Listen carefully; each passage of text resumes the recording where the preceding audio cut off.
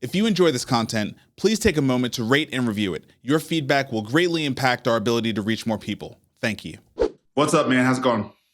Hey, I'm holding on. Nashville's been rough for the last week, but I'm here.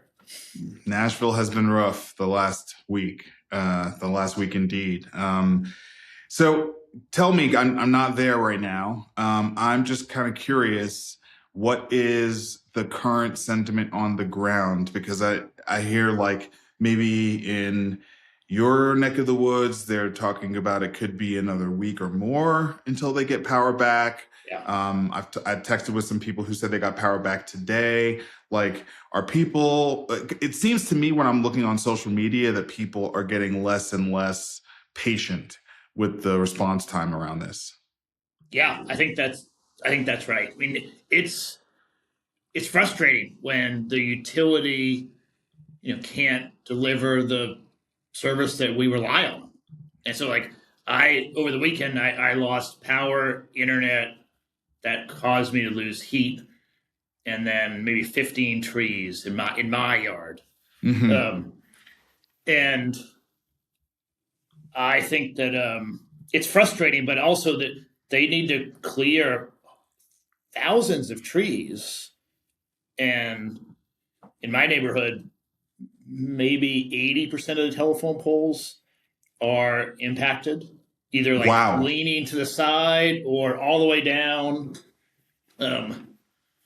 It's like a war zone. I mean, the neighborhoods that have a lot of old growth trees, unfortunately, all the trees took significant damage.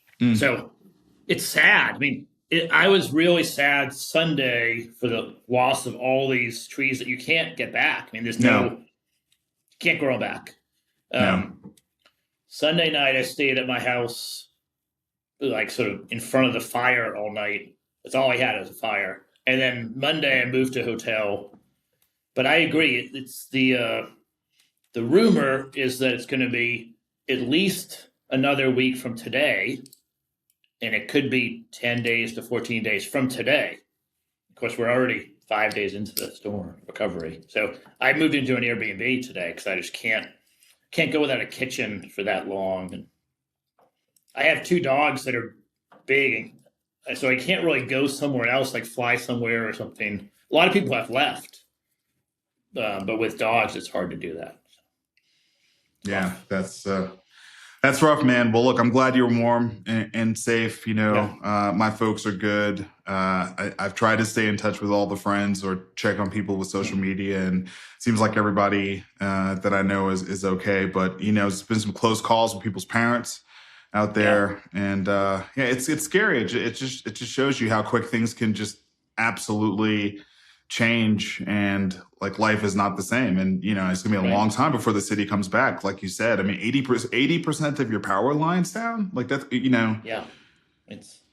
yeah, and then like I thought I have a hotspot that I normally, even if I don't have internet wherever I am, I can just like turn on my phone and connect. And I think a lot of people were trying to do that. So Verizon and AT&T were live, but you could only call or text. Yeah, they were overwhelmed. Right. Yeah, that's rough, man. All right. Well, look, we've got 8 big stories we got to run through today. And, as much as I'd like to keep talking to you about what's going on in Nashville, we got a job to do here. And by the way, thanks for filling in last week. I'm feeling so much better today than I felt last week. So I appreciate that. All right. Well, look, let's go ahead and dig in.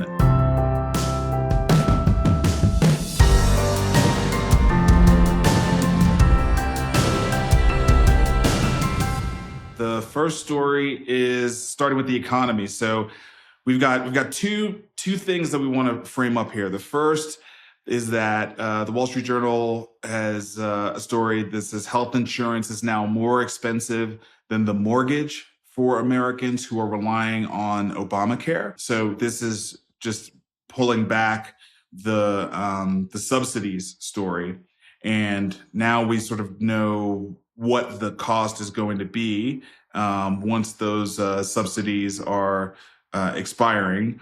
And, they've got some people here who they're talking about. They paid $255 a month last year for a low-end plan. And late last year, they learned their bill would be going up to $2,155 a month. I mean, it's just an unbelievable, growth curve on health insurance once these subsidies go away. Maybe just, give me, your initial thoughts, whether or not this subsidy, situation is going to be maintained, or we're really going to have households having to deal with that steep climb.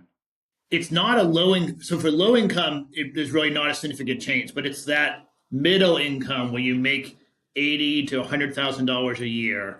Mm-hmm. And so you don't qualify for you're just above the 400% threshold of the poverty line. But you're not feeling rich. I mean, if you make $85,000, spending $23,000 on health insurance is just a lot. Whether it is needed or not, I think we can debate, but it's a significant price jump and people are not budgeted for that. And yet there's going to be a lot of pain around it. Yeah, I mean, I don't know any middle-class family that can handle that kind of jump. No. I mean, by definition, if you make $80,000, $90,000, $100,000, you're not so well off that you have just like bunches of money able to sort of tap to meet your healthcare needs. But at the same time, healthcare is critical. So you can't skip it, or it's not good to skip it. And so my prediction is that people that are healthy are going to roll the dice and go without coverage. Yeah. And that will cause uncompensated care at hospitals as something happens and they all of a sudden need care. They'll go into the ED or they'll go in through some avenue, and it's going to be really bad for individuals and bad for the health system. So, and then some people will, if you really are, like if you have a chronic condition and you know that you're going to have significant healthcare expenses, the really high cost members of these plans, they're going to find a way to pay for it and cut back in other areas. That seems pretty clear. And so what will happen is the risk pool is going to get much worse, right? The healthy people are going to leave. And then if something happens, they'll get uncompensated care. They'll deal with it. That's going to be hard on the health systems. The insurance companies are going to be left with a group of people that are much sicker, much more likely to be very costly than the pool was last year. And so we'll get in this kind of bad cycle of next year they're going to need to raise prices again. And then you get a whole other wave of people opting out, and it's just not a good cycle. I think you nailed it. I do think people simply cannot go from, something like $2,500 a year to $25,000 a year to pay for health insurance. That jump is just unsustainable and untenable for many people. I absolutely think the first shoe to drop will be a lot of uncompensated care that will fall at the doorstep of many safety net hospitals and also many nonprofit hospitals. And so completely agree with that. And then, yes, I think that the risk pools will start to get skewed. That may take a little bit longer to roll out, but I think you nailed it. And this is just healthcare economics 101. If you make the core insurance product unattainable, all the players in the market end up losing eventually, right? So maybe on the other side of that, it looks like we're going to continue to grow that individual market because this was a huge week for layoffs. The headline was probably Amazon laying off 16,000 corporate employees, partially because Amazon has sort of made a quarterly ritual of doing this. But there were many, many others that also had some fairly large layoffs. Home Depot had a big layoff. Dow Chemical had a really big layoff. These people who are getting laid off, they're going to get COBRA for a little bit, but they are ultimately going to be going to the marketplace if they cannot find a job quickly. And a lot of these are corporate jobs. I mean, across the board, many, many, many corporate jobs are the ones being cut. High cost jobs where, people, made a fair amount of money. And these are people who, many of them have families. And so they're going to need to get health insurance, and they're going to end up on the ACA marketplace. Yeah. It's interesting. Amazon's like HR director, someone came out and was talking about it. And they were really saying that it's not so much to cut the costs, although they are going to cut the costs. It's compressing the levels of management so they no longer want to have so many levels of kind of middle management. And that makes sense to me. If your job is sort of working with a team of 15 below you and answering to bosses above you, that is not as valuable with AI because there's much more easy communication back and forth. I think that's going to be an ongoing trend, that those white collar sort of middle management jobs that were a great source of income are getting fewer and fewer to come by. Yeah. Agreed. All right, moving into VC. We have one big story we want to talk about. AnswersNow raises $40 million to expand access to autism therapy. So this is not, one of the many AI VC stories that we normally cover. This is a story that is about delivering care, but this is virtual care. It's a Series B. It was led by HealthQuest Capital with participation from Left Lane Capital and Owl Ventures. And, I have experience in the autism space. Getting access is very, very difficult. Applied behavioral analysis is really the only insurance supported methodology for therapy that has sort of an industry underneath it where you can really deploy it, that has specialists around the country, behavior techs, behavior analysts. I think that creating a virtual option is really, really good because many parents can't necessarily get access to the centers, either because the centers are totally, booked out, or because they're not in the same location as a center and they can't get their kids there. Just like, you can't take your kid to a school that's not within reasonable distance from your home. But I also think it's not that clear how impactful virtual ABA will be. And so I think it's Series B. Clearly, they've already been out in the market and they've been delivering this form of care. But I know that there are a lot of behavioral analysts, leaders in the space who question the efficacy of virtual only behavioral therapy. Yeah, I think we have to solve this conundrum. Unfortunately, we have too many kids. The article says 1 in every 31 kids will be diagnosed with autism, which seems incredibly high. We have too many children needing the help and not enough providers, period. So I think we're going to have to find a way to deliver the services, and ABA is really the only common, accepted wide across every payer to treat autism. I have seen it work really well in pediatric physical therapy and occupation therapy because we invested in a company that delivers that. And at first I was skeptical. How are you going to deliver physical therapy over the internet, over, a video call, a Zoom call? But it's been really successful. And in fact, it's sort of empowering to the parents. What happens is you have to sort of teach the parents and the children collectively.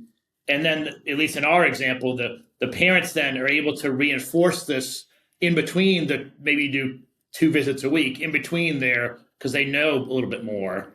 Okay. I don't know autism, but if it has those kind of results, it could be really impactful. If there were a plus that I would point to, one of the things that many parents of children with autism refer to are the triggers that sort of will result in behavioral outbursts. And many of those triggers are found at home. The sort of repetitive things that they see, they experience that sort of triggers a particular behavior pattern that you're trying to empower the child to be able to, self-manage through ABA.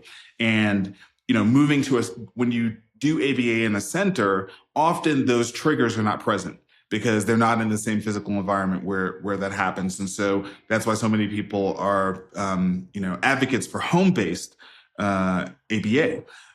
Now, in this case, it's virtual.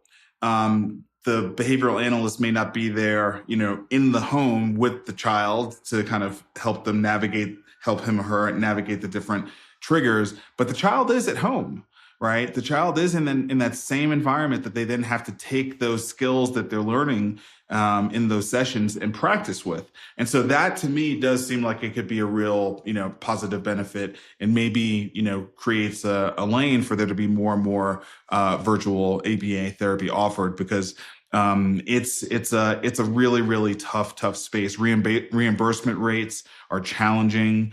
They're really, really tight. The labor market is also really, really tight. And so, BAs, behavioral analysts, they can make, much more money per hour than the behavioral technicians. And they know that, right? They can oversee BTs. And so it's a tough business to run. I think if you add in a virtual component, you give yourself a much better chance of being exposed to different markets where you can, have some arbitrage on rates, in terms of the reimbursement rate versus the labor rate. You probably can pay a better rate in terms of the business owner to the behavioral analyst if they're virtual and they don't have to travel, right? That's another perk for them. So it's an interesting model, and let's see if they're able to stick it out. Series B is a good sign, but it's still kind of early. Yeah, I think we have to have an open mind, or I'd encourage the listeners to have an open mind about it. I mean, we have too many children that need this care. That's what we saw in the physical therapy market. Is there were wait lists of 6 months, 9 months, 12 months for your 1-year-old, and that's just not acceptable.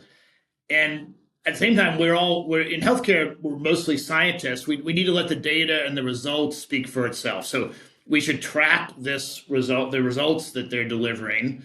And I agree, raising this capital, they'll have enough reach that will have some good results. And then we learn from that and we do what's working well and continue. We're going to have new tools, so we have to keep advancing how we're treating kids. Agree.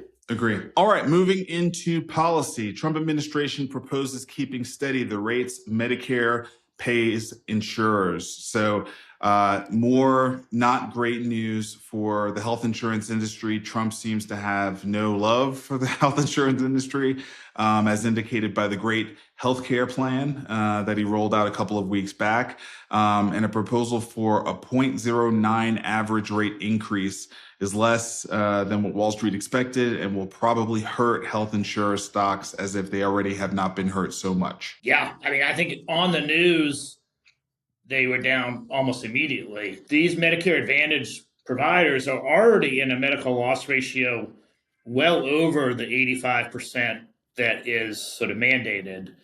And that's basically their profitability.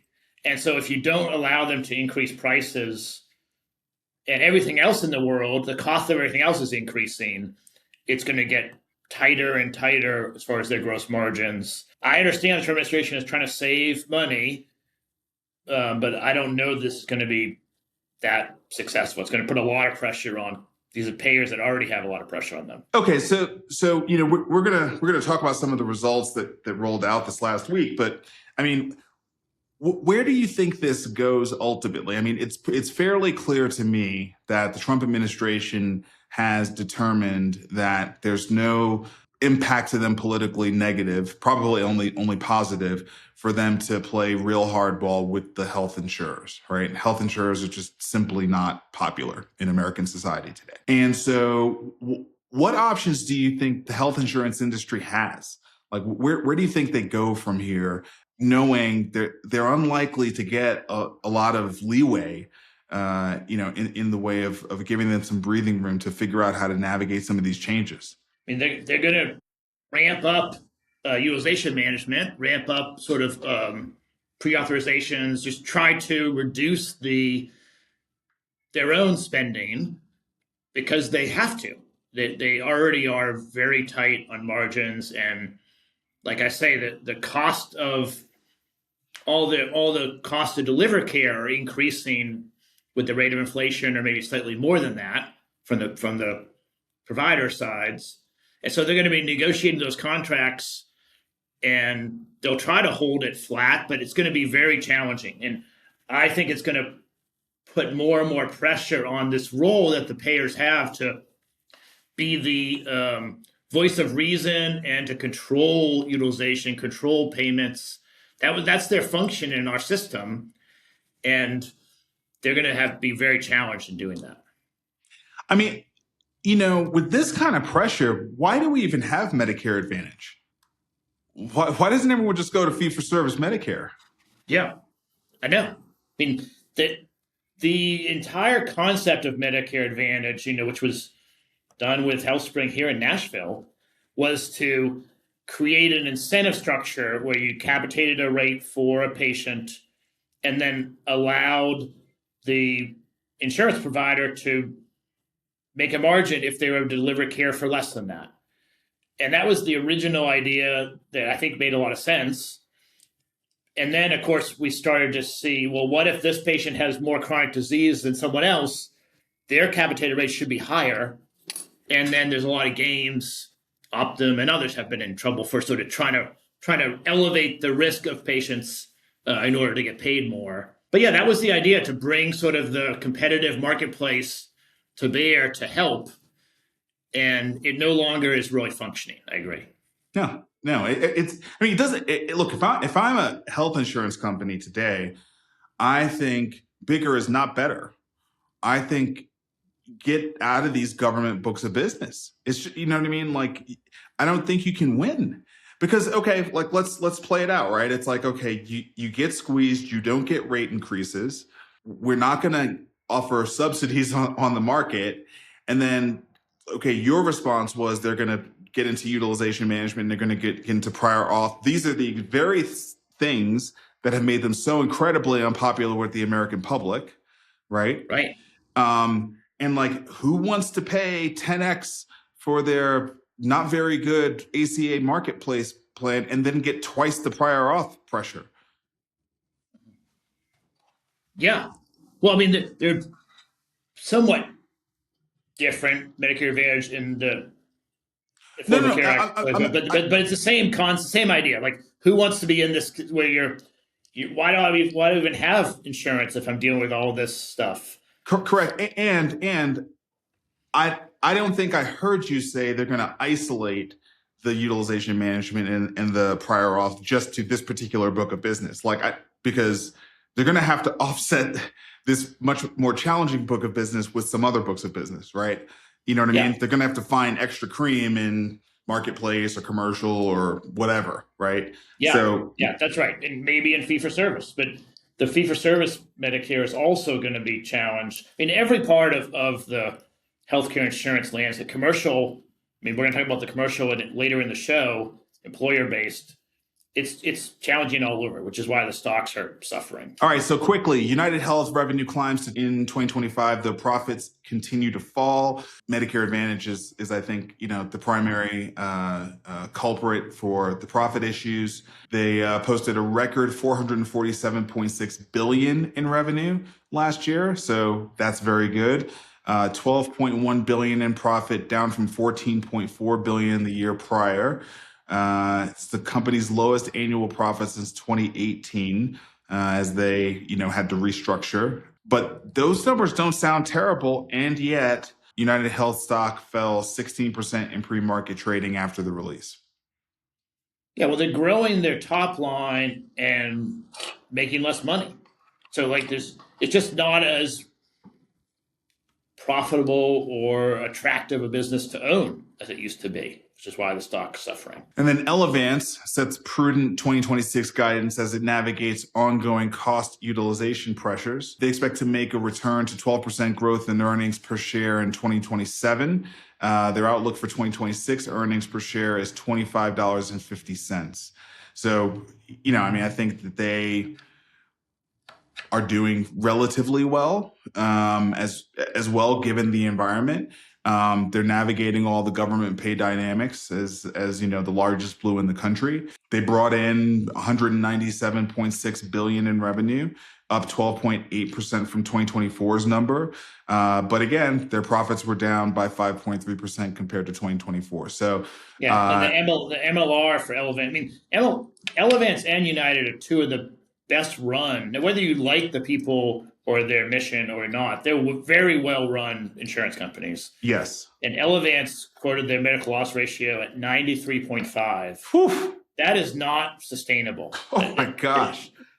That means 6.5 cents out of every dollar is their gross margin. And then they have all their overhead, all their costs as well. I mean, it's just really tight. Man, I didn't know that. 93% MLR. Yeah. Whew. I mean, that doesn't work. I mean, it's No. not. No. I mean, they can operate. I mean, they will operate, but it puts a lot of pressure on these management teams. All right. Well, let's move to two of the best providers in the space that have a pretty different story. HCA unveils a bullish 2026 guidance despite a $600 to $900 million ACA exchanges hit. The company announced a 6.7% year-over-year increase in fourth quarter revenue to $19.5 billion and a 30.6% increase in net income attributable to HCA to $1.9 billion. Really, really strong years. And they are guiding higher next year than the street thought. Yeah, that's right. And they are sort of leveraging their experience and their scale to drive cost advantages. They're using technology, they're using AI and other tools, and they're really well run. So they're navigating these cost hits. The ACA loss of subsidies is going to be really negative to all health systems, and of course HCA knew how that game worked and benefited from it for a long time.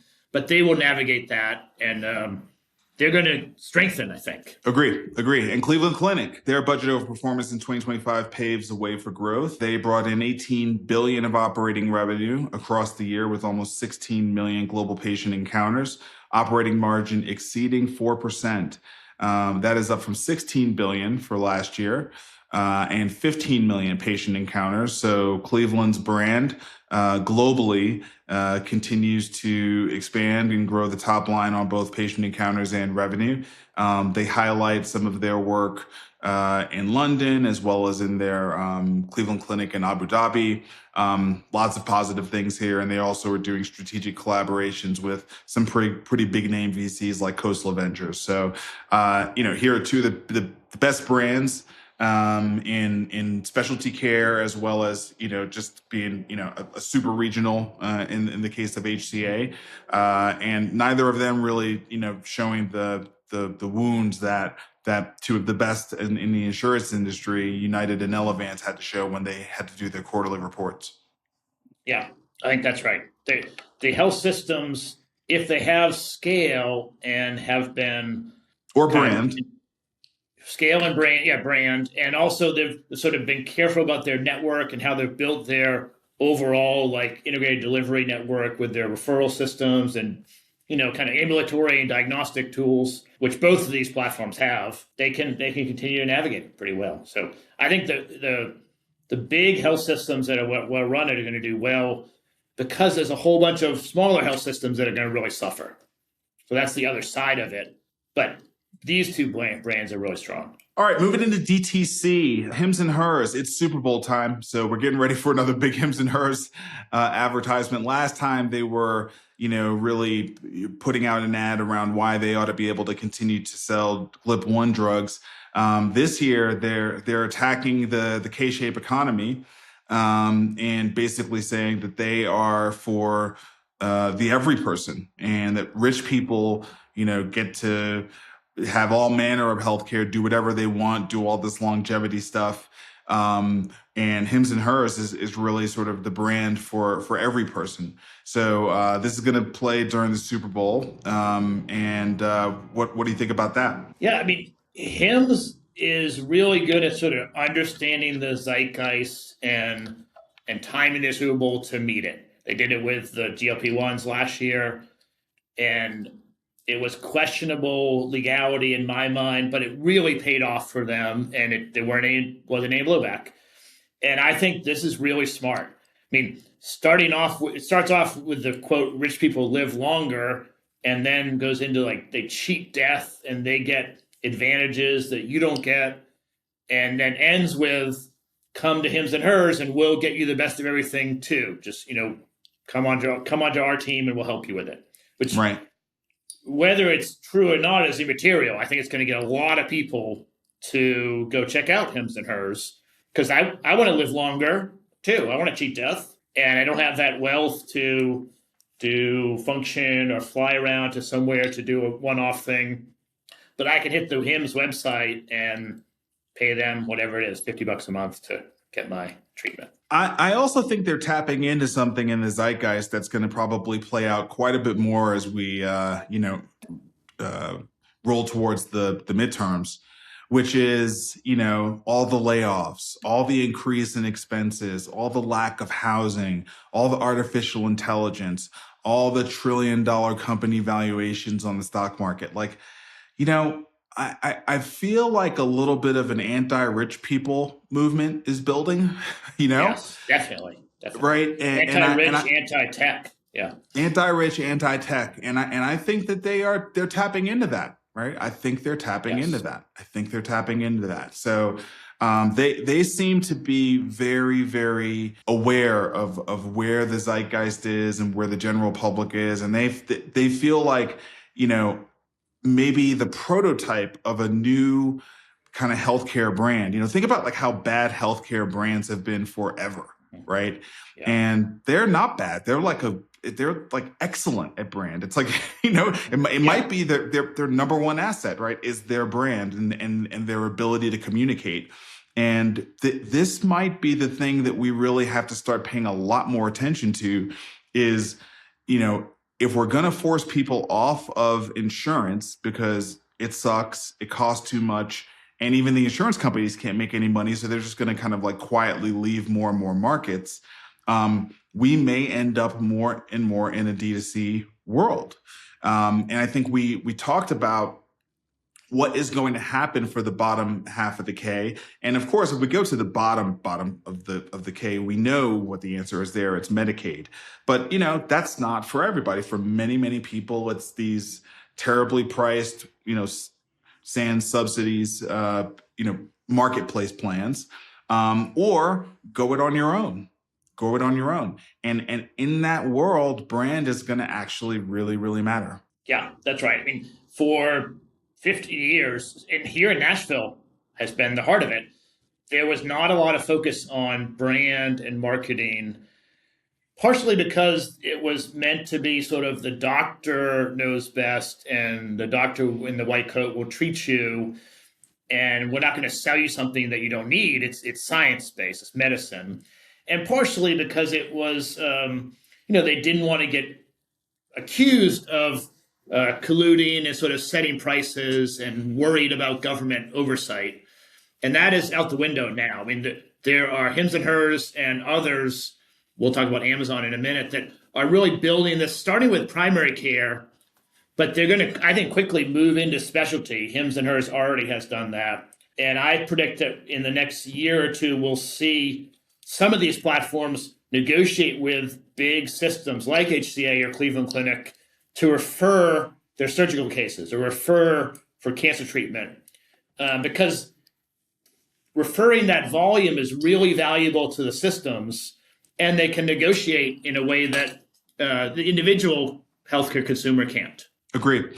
Also on the D2C front, Reperio, who is our good friend Travis, has scored a partnership with Amazon One Medical, where Reperio is going to be their partner in delivering at-home testing. So super cool. Congratulations to the Reperio team. Congratulations to Caduceus, who's our buddies and our investors in Reperio.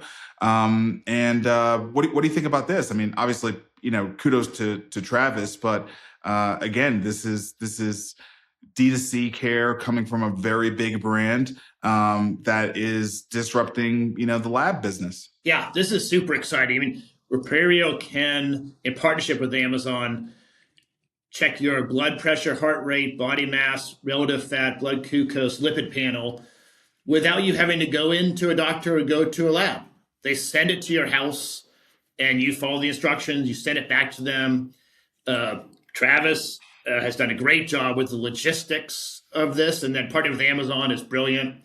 It really speeds up the process, which helps with, getting your diagnosis more quickly. It makes it more convenient. It's good all around, and it's going to really stress the establishment because they move very quickly, and it's going to be hard for other folks to respond. Yep. Agree.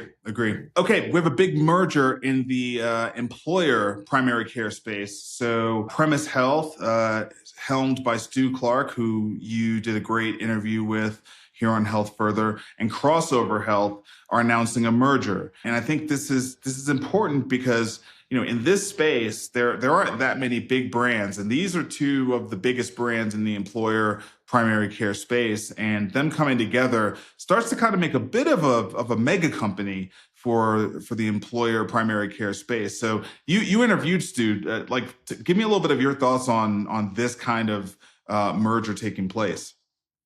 Premise is the best kept secret in Nashville. It is very successful. It's a large business. They're across the country with large employers, and them combining with Crossover makes it even bigger and more dominant.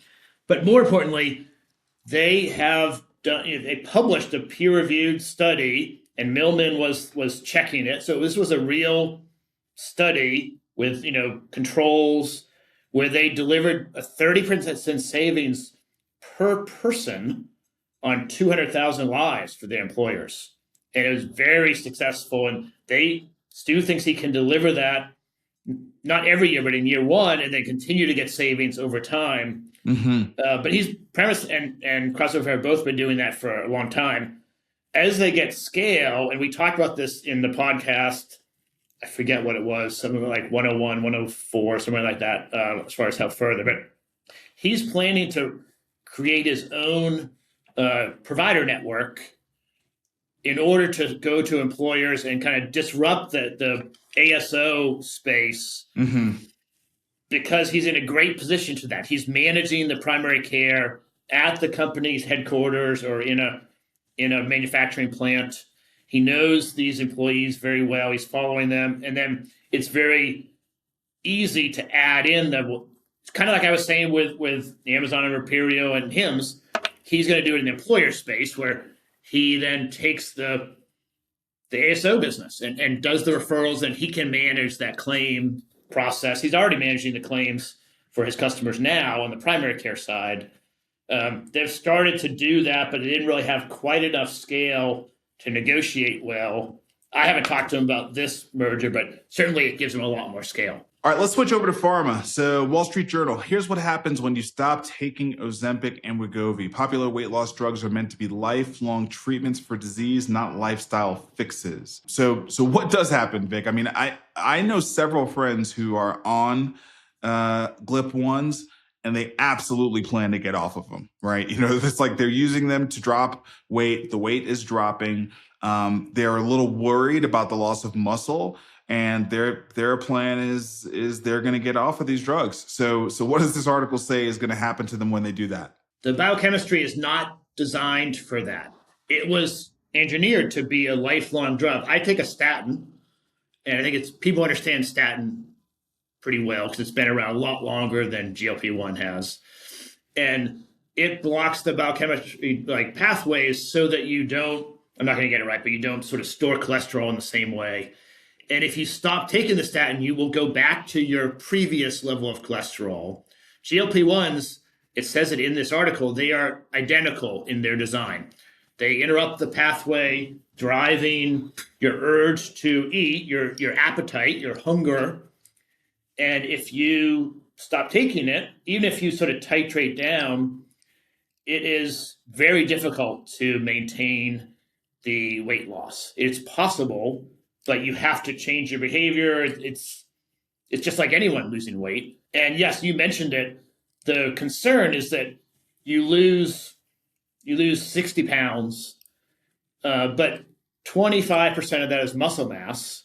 And then when you gain the weight back, unless you're really working out a lot, you don't gain the muscle back. So over time, as you go, if you are yo-yoing your weight, typically you will get less and less muscle mass over time and more fat content.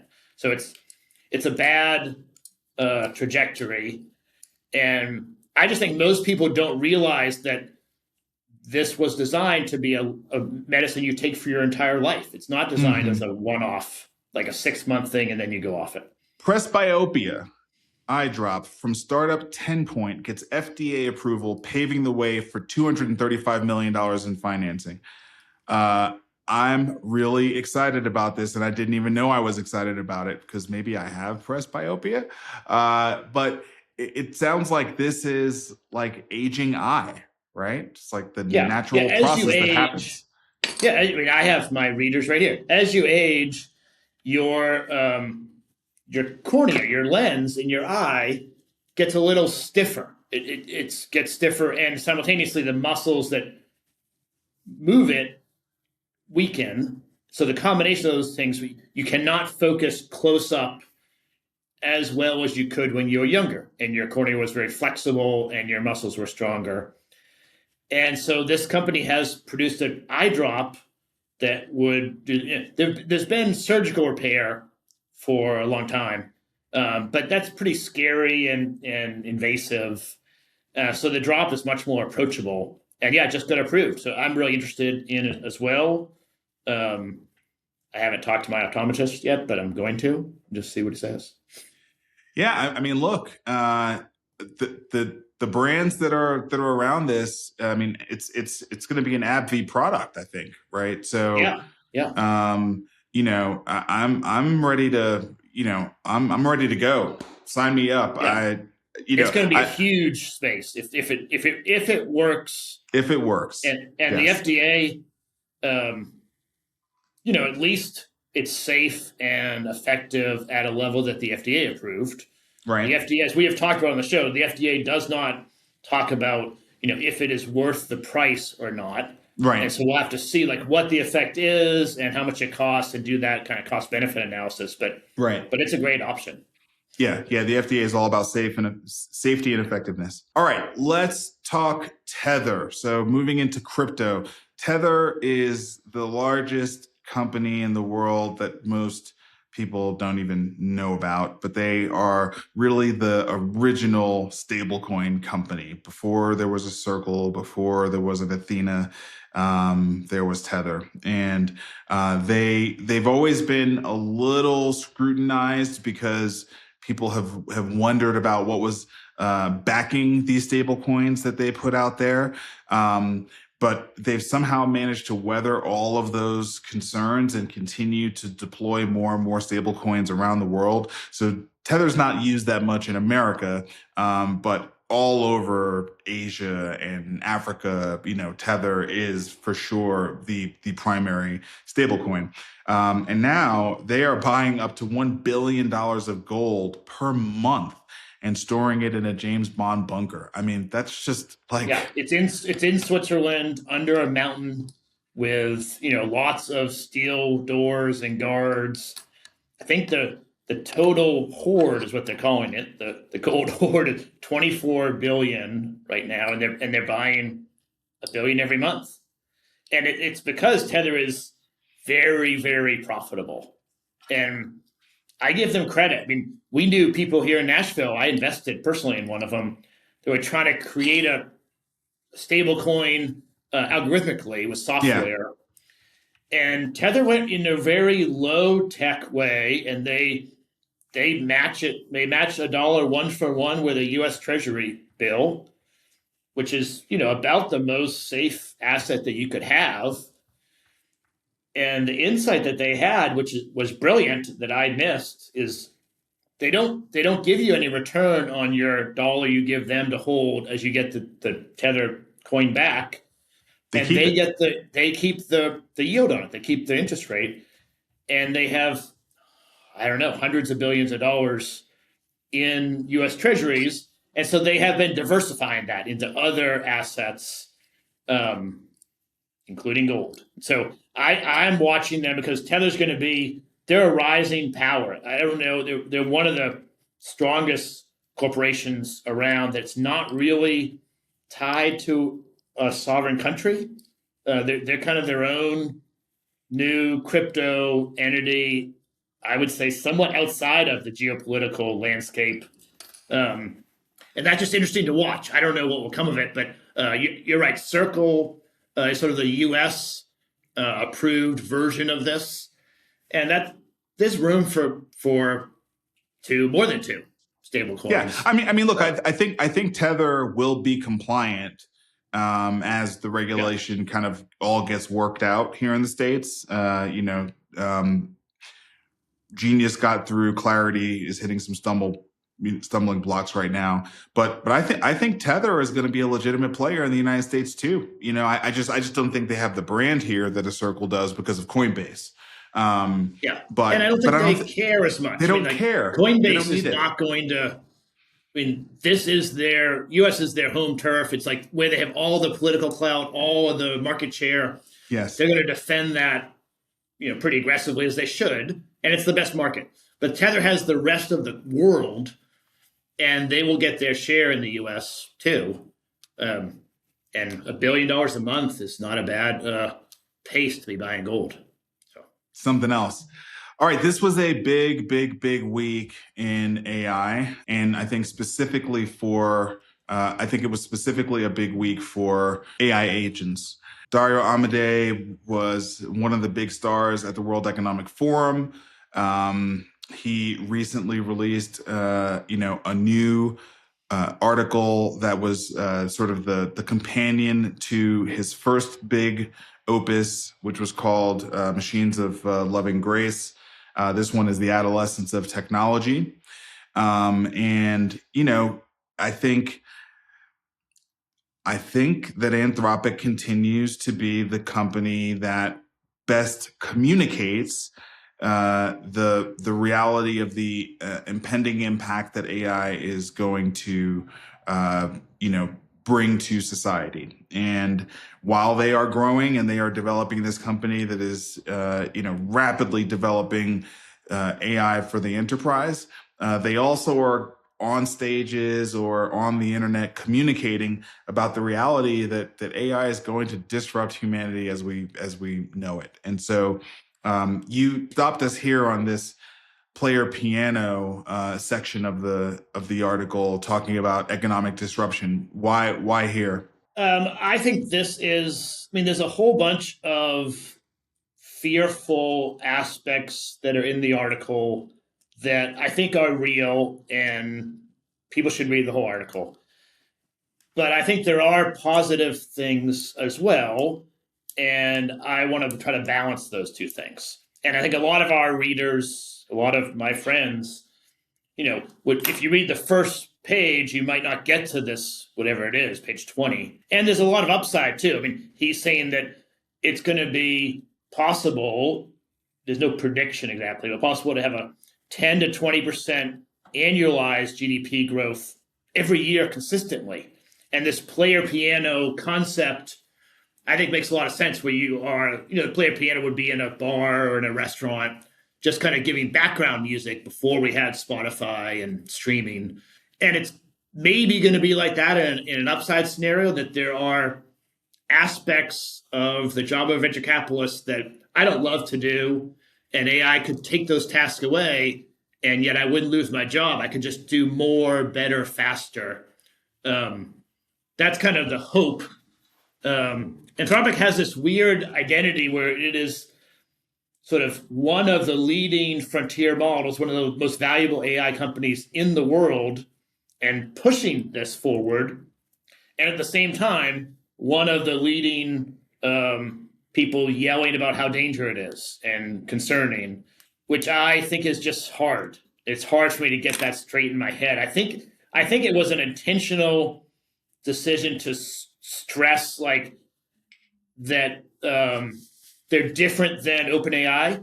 That's my kind of behind the scenes guess, is they're trying to differentiate relative to Sam Altman and OpenAI's branding.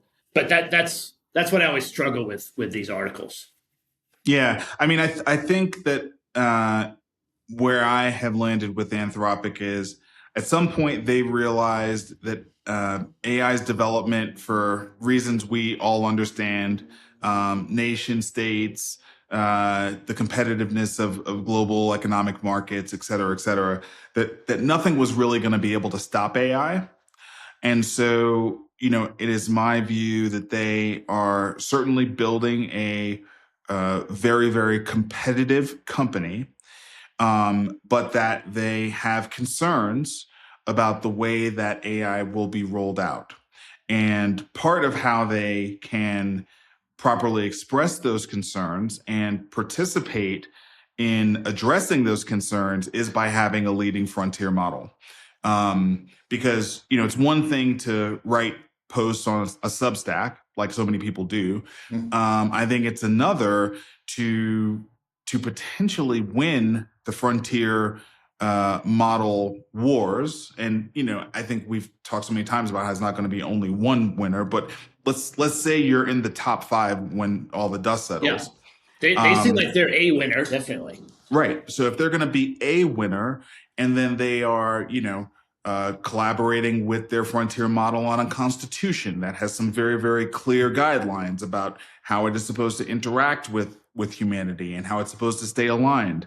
That could be a very important factor in assuaging some of the worst outcomes that could possibly happen if AI does go totally left, right? And so to me, it's like, yes, they do have a frontier model, but it's like the only way to potentially stave off some of these worst case scenarios is to actually be in the game, right? It's like just being a commentator about it on the sidelines is not going to stop anything. So that's how I've sort of squared the fact that they are both operating a very, very aggressive frontier model company, but also constantly warning everybody about some of the implications of this technology. Yeah, I think that is a good assessment. I'm more cynical than that. I mean, I think that it's an intentional branding thing to make sales with enterprise. And I'm not so concerned about an AI getting, waking up and taking over the world like Terminator. I think it's much more humans using AI in ways that are not good for other humans that I'm concerned about. And that's the risk in my mind. And whether it's intentional or stupidity, I mean, we should go to the Clawdbot or whatever the new name is, because that's kind of like that. Yeah. Yeah. Well, that's a pretty good next story setup, right? Which is Clawdbot kind of took over the internet over the course of the last week or so. It's been around for 3 or so weeks. But in this last week, it really kind of took over. So Clawdbot is an agent. And, while so many people talk about agents, this agent actually works. It can access your entire computer. You can communicate with it on all sorts of chat apps, WhatsApp, Telegram, Slack channels, et cetera, et cetera. And it's open source and it's free. And so people were and also it was getting so hyped, right? And so because of all the hype, people are installing this thing and they're not really equipped to be working with something like this. It's like when you go on the website, you install it using a curl command in your terminal, right? So right there, right. that tells you it's a technical tool, right? For someone who's technically competent. And I'll tell you, Vic, I ran the curl command and it started the install process. And I think on the first screen, it kind of told me what the risks were. And because we run the kind of company we ran, I nope, turned it off. I was like, no way. I was like, I'll come back to this when I spin up, a little, virtual machine on Google Cloud or something. And then I'll install it there. I pulled out the old Jumpstart laptop that I don't use because it's not powerful enough anymore. I might install it on that. But I'm the same way. It's too much power. And I don't have enough levers of control that I fully understand. I mean, if you're going to install this open source system, I think you have to be able to read the entire code base and understand what it is. Otherwise, there could be any backdoor, anything in there that is giving all of my passwords and API keys to some other site. And so, but no one, of course, no one worried about the risk. They just sort of went full, all gas, no brake, throwing it on. And it's really powerful. And so you can get a lot of work done, but there's risk. I mean, people are exposing email passwords, bank account passwords unintentionally, but there are bad actors that it's just not good to have that out there.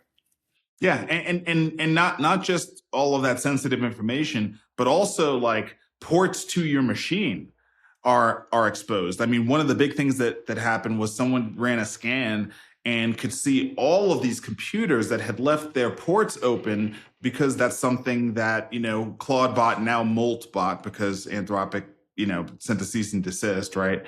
And made them change the name. So now it's Moltbot, and I guess they call it Moldy. They didn't. They needed the brand only for the first 2 weeks. They don't need. Yeah. They can be Moltbot now. It doesn't matter. That's right. Yeah, that's exactly right. That's exactly right. But anyway, I mean, I guess the point is just, man, this stuff is moving so fast now, right? And also, I just got to keep saying this because I think people who are not doing this don't understand. It's also only happening on X. It's only happening on X. Like, you don't know what's going on if you're not on X with right. AI. And I wish that wasn't true. It's not like it's my favorite social network. I mean, I can't tell you the last time I posted on X. But if you want to know what is going on with AI, you got to have an X account and just use it to study. Yeah. And YouTube. I think there's a lot on YouTube as well. Yeah, YouTube is well, it's a different format. And it's really slower. Like you're not going to get the volume of information on YouTube that you will on X in the same amount of time. It's just right. It's just not the same. All right, final story, which is now sort of the next thing in the agent model. Moonshot AI releases open source Kimi K2.5 model with 1 trillion parameters. So Kimi K2, it's a model that is really a group of experts. And so they all sort of scrabble together and work on problems. But it's not just one model. It's really a bunch of different models working together. And the parameters mean that the neural network is vast, can maintain a ton of context, and can do much more complicated project work than it could before. And what's just so crazy is this thing is open source, and it feels to me, Vic, like as much as we talk about Anthropic and Claude, and don't get me wrong, I think Opus 4.5 was a complete and utter breakthrough. But we're also on this collision course with these open source models that are also improving at an incredible rate and distributing open source, LLM capabilities out to the edge, to the individual, where they can run it all locally. And I think that is where the power in computing is really going to go. Like, you think about running a Kimi K2 on your laptop. Right now, I think it's too expensive, not cost-wise, but in terms of like how much power and RAM it would take up on your laptop. But one day they're going to get this thing compressed to where you can run it on your laptop, and you run that against your Notes app or your local Obsidian instance, or, whatever it is you're using for your second brain. And man, I mean, this thing is going to get really, really powerful in a way that you're going to wonder, why am I paying for ChatGPT? I mean, one thing I noticed this week is Claude sent an email out that they're lowering their cost for their Teams plan. And I took a screenshot of that and I sent it to my friends, and I said, when was the last time any SaaS company sent you an email that they were lowering their costs? Yeah, I know. I mean, it's because they are killing it. I mean, they are making so much money in enterprise. Anthropic is. But I agree, the marginal benefit of going with the next new version, not Opus 4.5, but the Opus 5.0, it's just, there's less and less that you can squeeze out. I mean, at some point, all the intelligence of humankind is embodied in this thing, and you really can't get any smarter until it starts learning on its own. And I think it's important to point out that Kimi K2 came out a year ago, Kimi K2.5 now. This is a Chinese model. The Chinese open sourced it, which I normally think of as an American thing. But they are trying to catch up, and I think they've caught up. It's a 1 trillion parameter model, and it's not all text. So most of the frontier models are text only. This is text, audio, and video training. So it has a much more inclusive understanding of the world.